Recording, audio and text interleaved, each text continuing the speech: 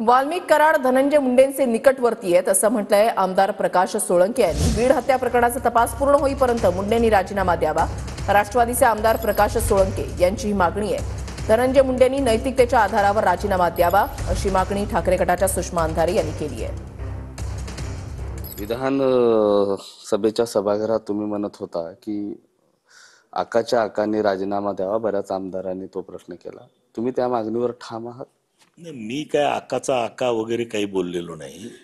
मी म्हटलेलं आहे की वाल्मिक कराड हे धनंजय मुंडेचे निकटवर्ती आहेत।